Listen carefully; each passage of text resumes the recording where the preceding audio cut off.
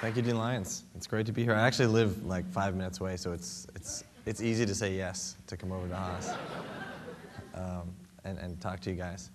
Wow, that was a great introduction. I want to talk about Twitter, but I think maybe I'll talk about a few other things first before I really talk about Twitter, because although Twitter is this great phenomenon, I think a lot of this stuff has been building.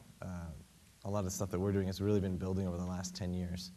So I'll talk a little bit more about myself. This is my photo from my wedding 2 years ago, and we had just gotten married, and that was the expression on my face, and that's what my wife was doing. I'm not really sure what. Either she's crying, or she's laughing, or she's making a huge mistake. I don't know.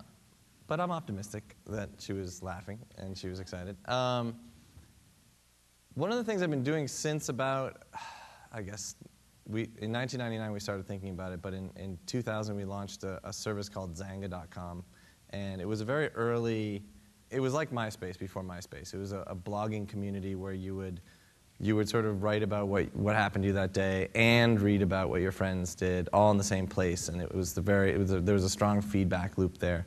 And that was a very fast-growing service, and it was sort of in competition with Blogger, which I ended up leaving Xanga and going on my own for about a year, and then, like Dean Lyons said, went to work at Google on Blogger and helped relaunch that and grow that service. And one of the things that we've been noticing sort of over the last 10 years is that people are really moving their communications into an open, more public forum. They're going away. I mean, there's certainly people are still emailing and IMing and all these sorts of things, but they're moving it into a public forum, and it's something that I've started sort of referring to, at least at work with other folks, as social alchemy. And it's this idea that you can put something out there and it can be, it can seem meaningless. You know, I can, for example, I could submit a Twitter update that says I'm at Logan Airport having a beer at the Sam Adams pub, and anyone could look at that and say, why do I need to know that? That's meaningless, that's valueless. But if someone else receives that in real time and they also happen to be in Logan Airport and they say, I think I'll stop by the Sam Adams pub and sit down with Biz, and we sit down and we have this great idea for a new business and it becomes wildly successful, then we've kind of turned that lead into gold. You know, that alchemical reaction has taken place, and I think that happens over and over and over again with a lot of people, and that's why people are recognizing there's value. I mean, it happened to me early on when I first started my blog, first just for fun, and then I started really thinking about blogging a lot and writing about blogging, and as a result, an acquisitions editor who read my blog invited me to write a book, and so I got a couple of book deals out of it. And so again, that was, you could have looked at any one of my posts and said, what's the big deal? But they looked at the bigger picture, and something of value came from me from being public. I could have just been doing this with a friend or two, but instead I chose to share it with everybody. And it's really not even unique to communication. I mean, there's a lot more openness going on. There's open source software, which is one of the things that's made Twitter really successful. There's opening your platform, which is something that's been huge for us. There's more transparency in businesses, and all this stuff I think is generating huge value. So that's what I'm optimistic about. We'll talk a little bit about Twitter. One good question is kind of why did we even start Twitter? And because we actually were supposed to be working on something else. We were supposed to be working on this company called Odeo that we had raised money for podcasting. It was audio on the internet, and we were like, it's a great idea. People will like it. And people said the same thing, and we raised money, and then we realized as we were building it that we were never actually using it, which is a huge no-no, like at least from our perspective. You have to really like what you're working on, otherwise it's just not going to come out right. So we started experimenting kind of on the side at Odeo with other ideas. And my friend Jack Dorsey had this concept in his head. He said he looked at his his buddy list for AOL Instant Messenger, and he looked at the away messages of his friends. Out getting coffee, too busy to chat, out sick today or listening to this song or whatever. And he looked at maybe 12 people and just looked at the away messages. And he thought, that's kind of interesting and cool that I know what they're all doing, and yet we're not actually like picking up the phone or emailing or anything like that. I just have a sense of what they're doing. That's kind of interesting to me. And so we brought it up with Evan and I, who had we had worked on Xanga, we had worked on Blogger, and we had done these social media tools. And he said, guys, is it anything? Is it cool to know that? And we, at the same time, we had been trying to figure out how could we integrate SMS or mobile texting into the web in some innovative way. And we suddenly thought, oh, this idea is perfect for that, because you would be able to set those away messages via SMS, which would make them even more interesting because you wouldn't be tethered to your computer. You'd be actually out doing something interesting and texting about it. And so it was still very conceptual at that point. What we had to do was Jack and I built a prototype in 2 weeks, and we just asked our friends to use it. And that was the way that we tried to find out whether or not it was compelling. And one of the first things that I noticed when we used it was, I think the first weekend that I tried it, we had just bought our house in Berkeley, and I was tearing up all the previous owner's carpet, and it was like a gross job. I was finding things under there I really didn't want to know about. And as I was doing that, it was hot, I was sweating. As I was doing that, my phone buzzed in my pocket, and I picked it up, and I looked at it, and it was Ev, and he said, sipping Pinot Noir after a massage in Sonoma. And I was like, Williams. But I did the same thing as you. I laughed, and I was like, this is making me laugh. This is making me giggle. This must be a good product, So, and it turns out when I went back to work, everyone had a similar experience with it. And so we knew we had something that was worth pursuing, even if we didn't have everyone sort of sold. In fact, it was really interesting. Some of the engineer friends that we tried to get on board to help us with it, they said, it's too simple. It's not complicated enough for me to be interested in working on it. What if you added video or made it more complicated, and then maybe I'd be interested. And so it was a little bit of a tough sell. Of course, later on when it grew, it became extremely challenging, and now it's attracting a lot of great people. But early on, it was conceptual, and so we didn't know. But we did think that at the very least, people would use this as a sort of a very rudimentary social tool, social networking type of tool. Here's what I'm doing. You say it goes up to Twitter. Twitter then sends it out to the 100 people or 30 people that are following you. And in that way, you stay very connected, and you're connected to each other's lives. So we thought it would be used in that way. And it certainly was, especially right off the bat. Really early on, we had early adopters, people who like to try out new technology early. They definitely flocked to it in the Bay Area and San Francisco. A lot of our sort of dorky geek friends tried it out. And so by the time we went to this conference in Austin, Texas, called South by Southwest, which everybody knows as a film and music festival, but it also has like sort of a bunch of dorks get in there first, and there's an interactive festival before it all starts. It's actually funny. You can see like all these like nerds leaving the hotel as all these cool guys with like guitars and leather jackets are checking in. But we went to that conference, and there was enough sort of these early adopters on the system that the conference was really electrified by it. And that's one of the first times we realized that we had invented a new form of communication, because there was no such thing as real-time sort of device agnostic, it didn't matter whether you were on your cell phone or your computer, updates that went out instantly in real time to a group of people such that they would all receive them at the same time. And one of the examples we heard from this was there was a guy, you have all these panels during the day, so of course it was being used for that. And people were saying, I'm in this panel, it's not very interesting, is there another one that's more interesting? And then somebody would send up another update on Twitter like, this one's really good. And so people were kind of the people in the hallway were like, what's going on? Because people were switching panels, and they were like, what are they doing? And then at night, there was this guy who was at this really crowded pub, and he sent out an update, and I think he had like 100 followers or something, and a good number of them at least half of them were also at South by Southwest in Austin. And he said, this pub is way too crowded for talking.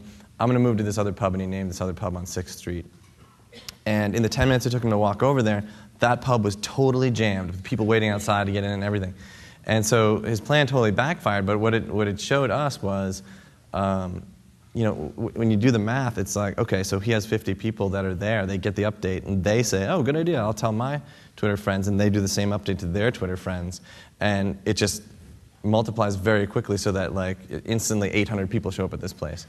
And that's when it sort of, struck us that there was this really significant real-time component to it, and the metaphor of kind of a flock of birds moving around an object in flight came to mind. That it looks so choreographed and so perfect and so beautiful, but it's not. It's just rudimentary communication and feedback between individuals that allows them to create that behavior.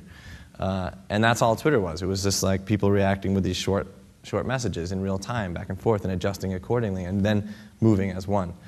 And so that gave us a glimpse into, and this photo was something I actually took a picture of. It was like on a wall in a bathroom, and it was hilarious. But that's when we really, we started to realize, okay, this is something new that people can use. And then, these are just sort of things that happened. There's a lot more than this, but these are things that help kind of define how we saw Twitter evolving. The next was, okay, South by Southwest, it's powerful during events, people can move as one, there's something here. The next thing that happened was we heard about this photojournalism student from here at UC Berkeley who he went to Egypt to photograph activism. He wanted to go and take all these great pictures of activism happening in Egypt. And he kept missing the protests. He kept getting there a little bit late. He was like, damn, I just get here and everyone's already left. So he asked his friends in Egypt, how is it that you guys know like how to coordinate and then where to meet instantly, and how are you sort of ahead of the law in a way, and then suddenly you're disbanded in your way, but you've done the protest. And they said, oh, we use this great thing. It's called Twitter. It's like a it's great. It's like a free AP newswire type of thing. And what was funny to us was that he discovered it in Egypt instead of here, which is where everyone. And so he was like, all right, I'll get on this thing and see what happens. So he signed up, and he started following people in Egypt as well as people back home, and vice versa. People back home here followed his adventures in Egypt, one tweet at a time, and same thing with his friends in Egypt. And of course, he was totally plugged in, so he was able to get to these protests. The next protest, he was totally there on time. He was getting these great pictures. The thing was totally going down.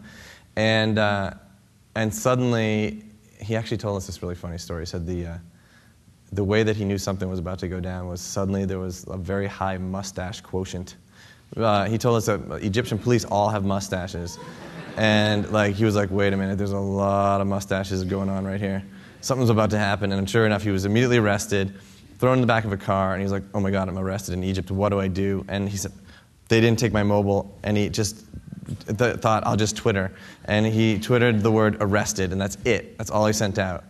And the key was that, he could have decided to email, or he could have decided to text a friend or something, but by sending the word arrested to Twitter, he sent it to the 100 or 200 people or so that were following him all at once. And a good portion of them were back here, at Berkeley, and they had been following his other updates, so that they knew what he was up to. And they said, this is for real. He just got arrested by Egyptian police.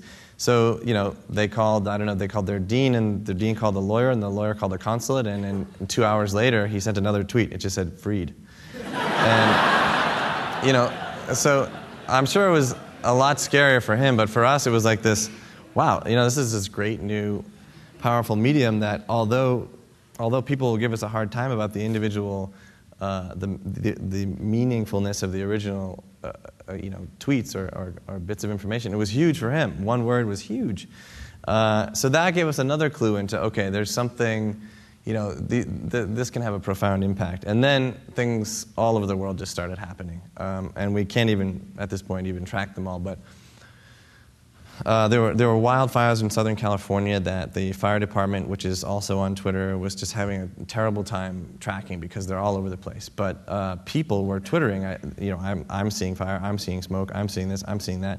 And if you aggregated that, and somebody did, and they actually, there is location data that's associated with many of the Twitter accounts, and you aggregate them, and somebody sort of created a Google map up mash up with maps and Twitter, and you could suddenly see, okay, this is where people are seeing fires, and here's the map. This is where the fires are spreading.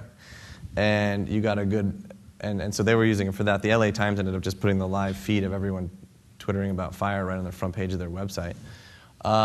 Another thing that happened, which really spoke to me, was this earthquake that happened last summer in Southern California. It struck at 11:42 a.m. in the morning. And also at 11:42 a.m. in the morning, people were immediately twittering about the earthquake while it was happening. And that's when we started getting the Twitters coming in. And they were twittering about everything, what book was falling off what shelf, what the cat was doing, what the dog was doing, where they were, whatever. There was even one woman who was at her OBGYN, and her Twitter, which I chose not to show you, was hilarious.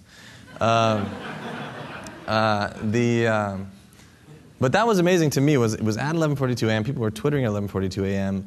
And the AP put out a wire 9 minutes later that confirmed that there had been an earthquake. And I got curious, so I counted the words in the AP wire, and it was 57 words. And then I went to some of my guys, and I said, can we look up in the database in those 9 minutes how many tweets came in with the word quake in them? And this was a while back before we really started growing dramatically.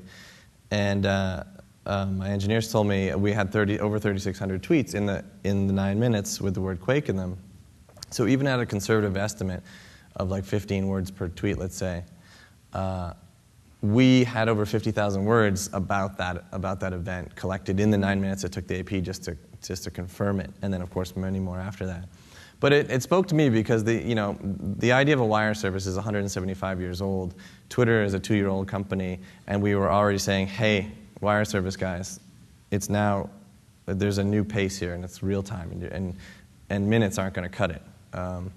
So that was interesting. And then, of course, last Thanksgiving, the other thing we do, every incoming tweet is immediately indexed by our real-time search engine. So you can look up anything. You can ask Twitter any word. As it comes in, I want to see the updates. So if you're interested in an iPhone or a new release or your own company name or your own name or your street or your town or whatever, you can enter it into Twitter search. And anytime anyone creates an update with that information in it, you'll immediately get it.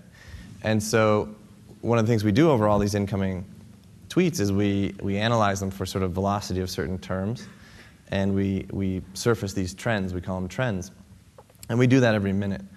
And on Thanksgiving, I saw, of course, Turkey, Thanksgiving, those kind of things were the trends. And then suddenly I saw Mumbai, and I was like, why is Mumbai trending on Thanksgiving? And I clicked on it. Of course, I saw all this craziness. People were at this hotel, and they were twittering from the hotel what was going on and everything. So that was another big thing for us. And then, of course, when this Maldivian Revolt sort of was, people used Twitter to help organize it. And I was like listening to the BBC on the way in, hearing about something about the Maldivian Revolt. What is this? And I get into the office, and I had all these phone calls from like the Financial Times and New York Times. What is your role in this Maldivian Revolt? And I was like, oh my God, what am I going to do with this? Because the government had shut down the internet, and people were like, we don't care if you shut down the internet, we have Twitter. It's its own thing. It works over SMS, and it still gets to where it needs to get to. And so all these types of things really helped to illustrate the point. And there was another one last summer, which was a fuel shortage in Atlanta. And people were using Twitter to say, okay, I found a gas station that has gas, and they were putting it up, they were submitting it to Twitter, and they were including the keyword ATL, GAS, Atlanta Gas, in the updates when they would find a gas station. And that was helping other people track, using search, track where the gas was. So people were helping each other find the fuel. And all of these things together, really, a friend of mine asked me a couple months ago, what do you hope that people will say about Twitter 5 to 10 years from now? And the first thing that came to my mind was that they won't consider it a triumph of technology, that they'll consider it a triumph of humanity. It'll be something that came about that people used to become smarter, better, more compassionate, all the rest of it. And that's what we'll be ultimately about, and that'll be our sort of mission that we'll hope to achieve. So switching gears a little bit into other things that we started seeing happen that were completely unexpected and awesome, which was organizations taking to Twitter. So we realized that it's not just about people necessarily. There's a lot of different ways that Twitter could be used. And one of the first accounts that really showed that was NASA JPL creating an account for the Mars Phoenix lander. This woman named Veronica McGregor runs communications for JPL. And she, it was funny because they're traditionally so staid with their communications. You know, they'll get, the scientists will get the science, they'll vet it, they'll send it off to PR. PR will look through it, PR will put out a press release, and then the press release will go out like sort of 2 weeks later, and it'll be this dry press release to the American public. And it's okay. And then they got blogs, but they decided to just, we'll do the same process for the blog posts. And they were sending this lander to Mars, and you know, these missions are these big, expensive missions to send these little guys all the way to Mars, and any one thing goes wrong, and the whole thing is over, it's exploded, it's done. And so she thought, wouldn't it be fun if, for the really hardcore space geeks, if we Twittered sort of every key moment as it got close to the planet's surface, like, okay, you know, parachute deployed, worked, landing gears out, thrusters worked, you know, all that stuff, and she would Twitter it. And she thought, how am I going to fit this in 140 characters or less? And she decided she would Twitter as the robot, so she would anthropomorphize this little guy and say, like, my parachute's out, you know? And this was at the same time that Pixar was promoting Wall-E. And it was just like this, she hadn't really planned this all out. And she even said, she went to her bosses and she was like, look, I'm just going to do this stupid Twitter thing. It's like 140 characters, whatever. We don't need to go through the usual vetting process, all that stuff, right? And he was like, yeah, go ahead, it's a dumb thing. But that little conversation completely changed the way that NASA communicated to the American public forever, because what this thing did was it landed on the surface of Mars, and the first thing it did was it took a photo of its own landing gear to make sure it was looking good, and they saw that they had landed on a huge block of ice, and that's why they called that spot Holy Cow, but I would have called it something else. Anyways, the point was we were getting the science as it was coming in. Sure, yeah, we were sharing the same 15-minute delay from the signal from Mars, but we learned via Twitter that water ice was confirmed on Mars. At the same time, the scientists at JPL were all like whooping and yelling and screaming with happiness.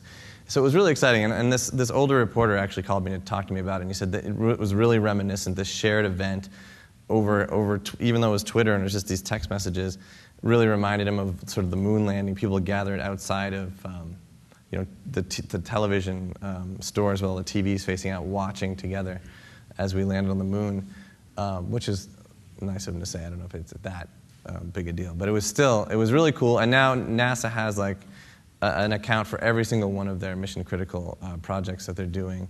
And that account was massively successful. Veronica actually told us she created the account for the hardcore geeks, and she was going to stop doing it once it landed. She went to bed, and she woke up the next day, and there was like 50,000 people following the account. And she told us all she could think was, oh, God, there goes my summer. Because she's going to have to be Twittering like everything all the time. The other funny thing was that eventually this thing had to die because it ran out of, winter was coming to Mars and it's solar powered. And it was like this huge, horrible like outpouring of grief. She was like, I'm dying now, And everyone was like, oh my God, no, they're like, we gotta send people up to save it. But nevertheless, it was really successful, and it really painted a picture for us of ways that Twitter could be used. And that sort of paved the way for not just organizations like NASA, which is a government organization, but all these businesses took to Twitter pretty fast. And we were really surprised because we thought they would jump on there and they would just sort of pump out deals or just link their accounts to their existing websites or something and not do anything interesting. But instead, they started doing this, the big businesses especially, like the Comcast, and Comcast was a great early example. They began using it as like a hybrid between customer service and marketing, kind of subscribing to this idea that every time you get to interact with a customer, it's a marketing opportunity. Whether they're calling because they're pissed off because the thing was like smashed when they got it, it doesn't matter because you're talking to the customer. That's a great marketing opportunity. So Comcast was one of the first people to jump on there, and they really surprised us because we have this real-time search, and someone at Comcast was just monitoring it. They put in the word Comcast, and they were just waiting to see what people would say. And this really popular blogger who holds a lot of influence on the web, his Comcast went down, and he went on Twitter, and he said, "Oh, my Comcast is down again. I hate Comcast. I'm going to write a blog post tonight, and I'm going to publish it tomorrow morning. It's going to be about how Comcast is the worst ever, and it's going to be the #1 Google search result for years to come," and all this stuff. He wrote it on Twitter. And the Comcast guys saw that, and they replied to him like within a couple of minutes, and they said, "Hey, what seems to be the problem? Maybe we should send a van over to your house." And he was like, "What?" And then so within 30 minutes, they had a van over to his house, fixed his cable, and the next day, the blog post that he wrote was, "Comcast has the best customer service in the world." And so we were like, "Wow, this is pretty powerful for companies." And so there's a lot of companies who use it now, and they do this kind of hybrid. They all do a lot of different things, but they're mostly doing this kind of hybrid approach. Another thing that's really interesting to us is all of the really small businesses that are using Twitter. A couple of weeks ago, I was in a bakery in New York City, and I saw that they said, follow us on Twitter, and we'll tell you when the cookies come out warm from the oven. And it's such a simple thing, because for them, if 20 more people come in and buy the cookies that afternoon, that's all they need. We sold all of our cookies today. That's awesome, right? And we've heard all these little success stories. There's a pie company in San Francisco called Mission Pie, and they were having a little bit of a problem because their pies are awesome, and they make them only out of fresh ingredients, whatever they get from the farm, whatever's fresh. And people would go in, and they would buy this great, apple pie, and then they go back the next week, and they'd be like, "I want another apple pie," and they said, "Well, we don't have apple pies because it's cherry pie today." And they're like, all right, whatever, and they would leave. But they switched it around, and they said, "Okay, follow us on Twitter, and we'll send out the awesome pie that we have today." And what happened was the opposite. People weren't even thinking about pie, and then they got a message, and they're like, "Oh, cherry pie, we should get a cherry pie." And so people started coming in, and we actually had the good fortune of speaking with the woman who's the sort of operations manager over there, and she said, since we started Twitter, 15 to 20% more revenue has come in just from that. And the thing is, we're reaching these companies that they don't have time or money to create a website and buy all these web ads and do all this extra stuff. But with a chalkboard and a mobile phone, they can say, "Follow us on Twitter," and it can make all the difference. There was another one, there was a tea company in Kansas, and they just weren't selling enough of their tea blends, and so they put out a little sign, "Follow us on Twitter, and we'll tell you the blend of the day." And I think he got like 300 people following him, but they're local people. Blend of the day is peach whatever. And if just enough people come in, and he actually was selling out of his tea. And for him and his one employee, that's all they needed. That's great. There was another third one that I heard of, which was really funny to me, because there was this guy in Los Angeles, and I just had this weird impression of this guy, like as a funny. I'd never met him, but this guy just woke up one morning and said, "Tacos are awesome. Korean food is awesome. Korean tacos." And he like started a Korean taco truck, and he said, "If you want Korean tacos, which are awesome, you have to follow me on Twitter. You won't know where I am until I Twitter where I am, and then you can run to my Korean taco truck and you can get a Korean taco." And it created like this crazy phenomenon in LA, and everyone's like, "We gotta get Korean tacos. We gotta follow tacos." And like people were taking like aerial photos of the lines around the block for the Korean taco truck. And the guy got all this press, and now he's opening a restaurant. I would love to meet this guy. This sounds like a weird guy, but so when you think about those successes that Twitter's having, and then you think about the fact that it is a global service, and that there are far more mobile phones than there are web connections and PCs, you can consider, okay, this is America, but street vendors in India could use this, and rural farmers in Africa or other places could use this to their same advantage. They could have the power of Twitter. Sure, it's not the internet, but it does a lot of the same kind of stuff, and it is very powerful and transformative. Another thing that was really, really big for us, which we can't claim credit as being super geniuses for, because we just thought, okay, well, let's launch an API early, and that just means let's expose the inner workings of our infrastructure such that other developers who are probably smarter than us can build interesting projects on top of Twitter that maybe do something that we didn't think of. And we'll see how that goes, and it'll probably just be a couple of geeks hacking up some things, but whatever, it'll be fun. What's happened is that has become a huge platform that's really important to us. As much traffic as we see to twitter.com, we see at least double that or more going through the platform. And the platform is just, again, we opened up the infrastructure that includes our real-time search, that includes being able to post to Twitter and get posts out of Twitter.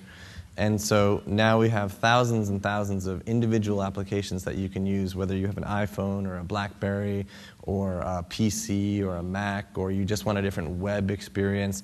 There's thousands of these things that you can use instead of Twitter. Twitter is very simple. All we do is we let you create 140 characters of text, send it to Twitter. Twitter sends it to your friends or whoever's following you. But people created the ability to share photos over Twitter, or videos, or all this other stuff. We didn't have to build it. We don't have to pay to support the photo hosting or video hosting, and yet our users have the benefit of being able to do this over Twitter. And that has created this entire ecosystem upon which businesses are being built. They're raising venture capital. They're being acquired and sold. Some of them are making money. And that creates this huge ecosystem built up around Twitter that becomes very important to us, and something that we're going to continue to support in the future and put effort into. Which always people end up then asking about our business model. I figured since I'm talking to a bunch of business school folks, it might make sense to address this. A lot of people are sort of dumbfounded by the fact that we've chosen not to pursue revenue early. And I actually came across I think it was a Business Week article that was written in 2000 about Google that said, these guys are idiots. What are these guys doing? They're making this free search engine. They're never going to be able to make money off it. They're not making revenue. They've been at this for 2 years already, and they haven't introduced anything. And of course, Google makes billions of dollars a minute. And they're a great role model for us, because the idea is that you recognize the difference between profit and value, and then you define value, for us anyways, as building out this network and making it relevant and important and sort of ubiquitous and part of many, many lives around the world, and businesses and individuals. And then when you feel like you've got that critical mass, it's growing, it's doing really well, the infrastructure is robust, then you can begin to spend some of the resources that you have on generating profit. And we were 10 people for the first year and a half. We've recently started growing pretty aggressively, and we're up to almost 40 people now. But for the longest time, it also just didn't make sense for us to even think about making profit, because we only had a few engineers, and we had this ridiculous growth. And to stop focusing on the product and the growth and instead focus on revenue would have been to leave sort of the most important thing in the dark. So it makes a lot of sense, not for all businesses, but for our business, it makes sense to focus first on delivering this value and then to worry about profit. And that being said, we are going to begin experimenting this year with various revenue-generating products and services. Not that we don't have to hit a home run right away, because we took venture capital, we have plenty of money in the bank, but we want to start showing that we're a real, sustainable, profitable business, and that this service can thrive and live on its own, because there's a lot of developers, in fact, I think, that will sort of come out of the woodwork once they see that we can support ourselves, and they'll say, okay, good, I'm going to build on this platform. And then this just gets into kind of sort of vision stuff, like I talked about the rule of farmers or other folks being able to use Twitter. I mean, one of the things that really inspires me about working at Twitter is this idea that we can bring the power of this real-time network to the weakest of signals around the world. And that just means there are 4 billion mobile phones. There's 1.5 billion people on the web today with PC and web access, but there's so many more people who have mobile phones, and there's so many places that just aren't going to have PCs or web access anytime soon, if at all. And we can provide them with this new kind of communication tool, which does network them together, which does help them grow their business, or get them out of jail, or plan better parties or have fun in real time, whatever it is. That's something that's really inspiring to me, is that over this very simple technology of SMS, which is built into every phone, we can really have an effect globally. Which sort of brings me to kind of my last point, which is something that I talked about at Oxford at the end of last year. we did an Oxford Union debate, and the debate that was put forth was that the problems of tomorrow are bigger than the entrepreneurs of today, which I don't know why you would want to win that debate anyways, because it just means that we're all screwed. But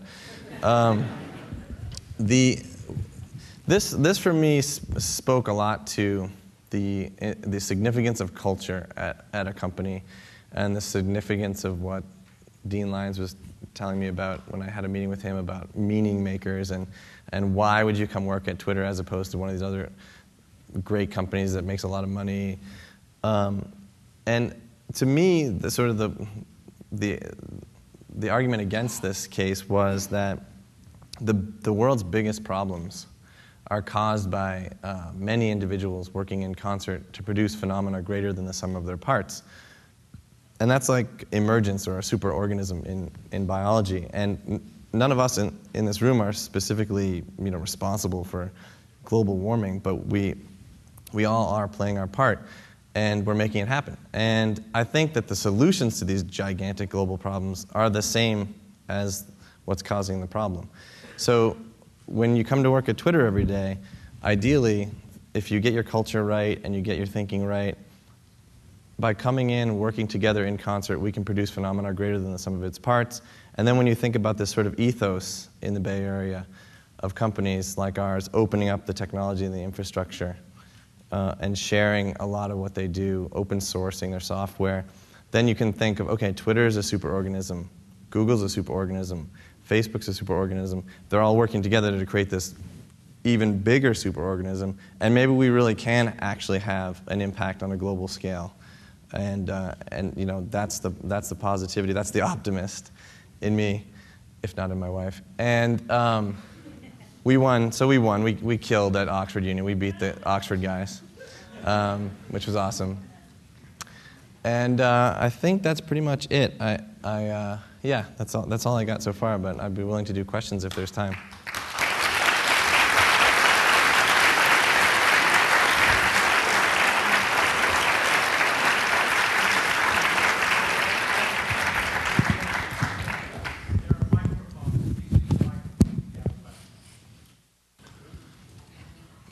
I can ask you questions. Oh, yeah.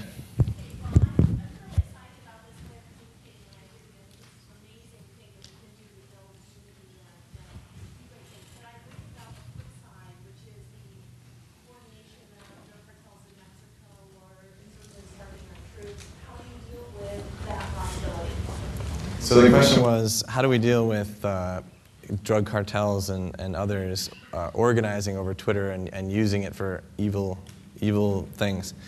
Well, the way that I think about that is that both bad guys and good guys can use the tools that we create, whether it's airplanes, phones, the internet, whatever it is.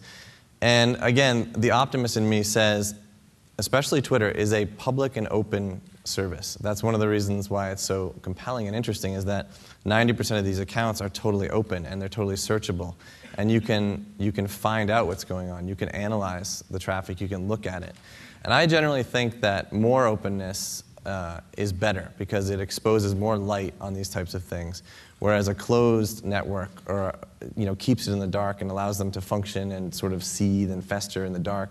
Whereas if we open it up, we can all see it. And this happens over and over again. And this is lessons learned from Xanga and Blogger and other networks that we created. Not speaking specifically to like a terrorist attack or a drug cartel or something like that, but maybe some people doing something antagonistic online. They'll do something or do something mean to somebody, and then what'll happen is, without even getting in the way and just standing back and watching, other people will come in and police, and that situation will be diffused. So I think the way that we deal with it is we accept the fact that both the bad guys and the good guys are going to use our tools, and we're aware of it. And we're watching, and so is everybody else. And we try to build in tools that allow people to say, this account is suspicious, or what I see here going on is suspicious. And in that way, I think we can actually help. And that's the way we think about it. Yes? Hi, my name is Yvonne, and I actually work at Salesforce, so we have a partnership with you guys. Cool. My question is for potential users of Twitter that are worried about privacy or paper trails. What would you say to them? Don't worry about it. No, but that being said, I mean, there are features that we have on Twitter where you can protect your account, and you can decide, you can be in charge of who is allowed to follow your updates. You can also block other users on Twitter such that they're unable to, you can still stay public, but they can't receive your updates in real time. But I think in general, my advice would be, like, if you do have that kind of that fear, you almost want to generally stay away from the internet as a rule. You know, and I do have a lot of friends who are actually like that. But it goes back to, but if you do participate, you will find a lot of value in it, and you'll be glad that you did. So that's my answer to that. Yes? So Twitter's obviously an amazing service to get information. And some of the examples you gave where the person posted arrested is incredible, and people see that. And at the level where it's small, those things seem likely. At the level where everybody is following everybody, it seems the signal-to-noise ratio gets so skewed that someone gets arrested and no one ever sees it. And so I'm wondering a little bit of your perspective. In the world of Twitter has amazing success, I mean, beyond what's already happened, where everyone in the world is using it. What happens in that scenario? Right. So the question is, what happens when everyone in the world is using Twitter and there's so much information being exchanged that it's incredibly difficult to follow, and the signal-to-noise ratio is all whacked out.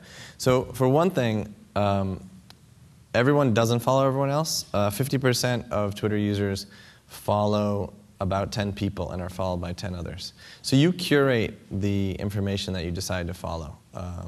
And in that way, it's very manageable. And then you also have search, which is a separate kind of way of receiving information, or asking for and receiving information. And that acts as a filter. I mean, search for me really isn't, I don't even think search is the right word. I think it's more about discovery. I think search implies kind of a box and a button, and there's so much more to it.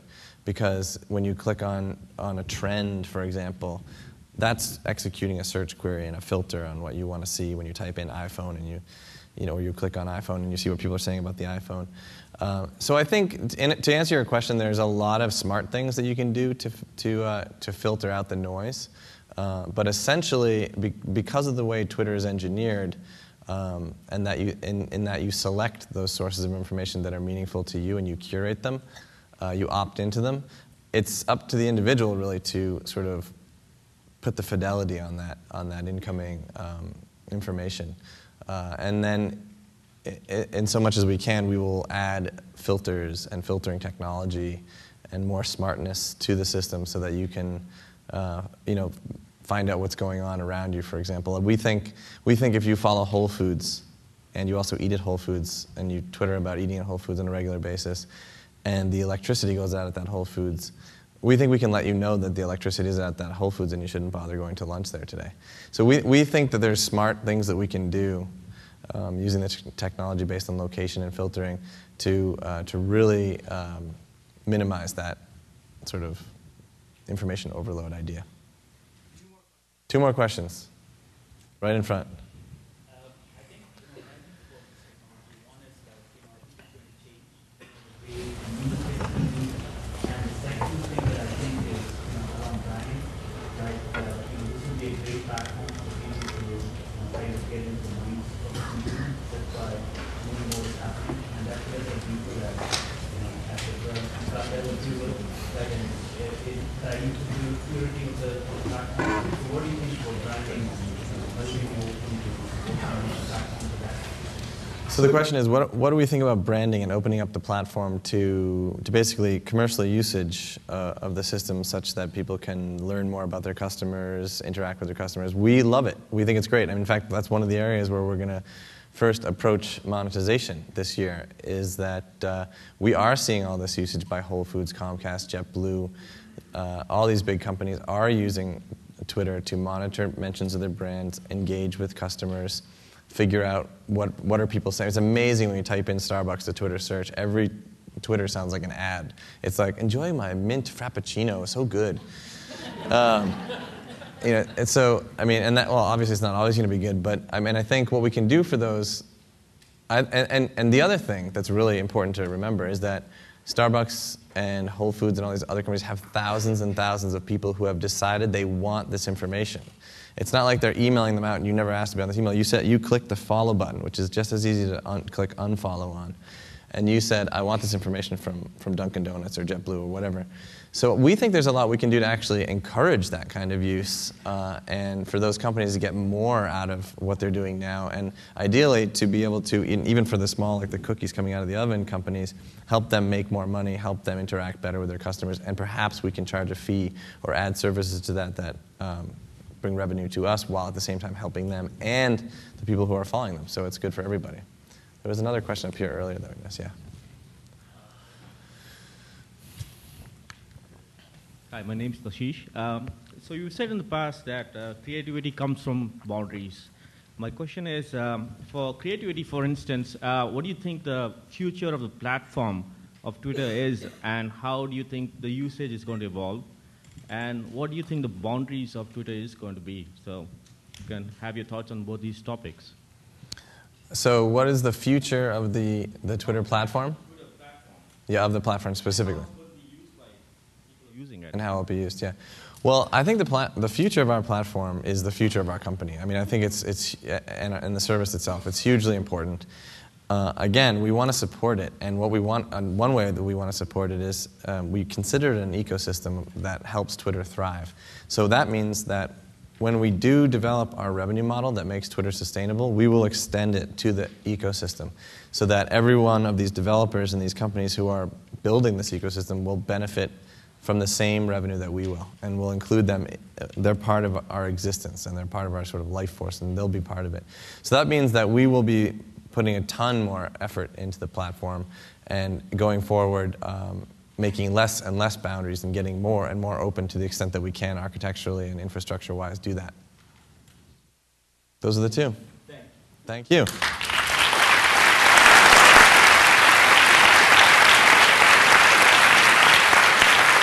Thanks, Dean.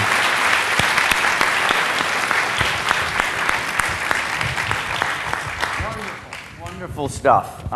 Just a few concluding remarks, and then we'll set you off. I hope you found some value here, right, in your day here. Thanks.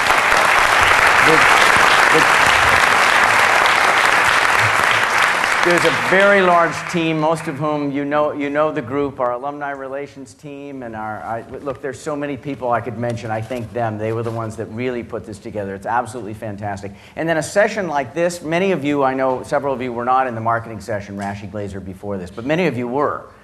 So I just thought as I'm listening to Biz and I'm thinking about what we're talking about, and then all of a sudden, here's just some concepts that Rashi talked about that I had written down before I heard Biz's talk. He used the concept of co-creation, right? Users, firms, the interface between them, and the communication that drives co-creation. He talked about make and sell companies versus sense and respond companies.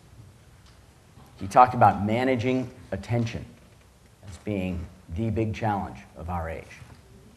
He talked about the extended organization. What is the boundary of an organization these days? He talked about value chains versus value ecosystems. Look, those two talks on top of one another were absolutely fantastic. I sure got a lot out of them, and I hope you did as well. Let me say a few things as we conclude here. Look, there's an awful lot going on at the school. Many of you are participating. Your being here is a participation. We appreciate it deeply. Many of you are participating in many, many other ways as well. Please do that, right? The power of our alumni network, the power as a school. We are a community. We're not a school. We're not even just an institution. We are a community. And your participation in it is where all the power comes from. Please stay connected with us, right?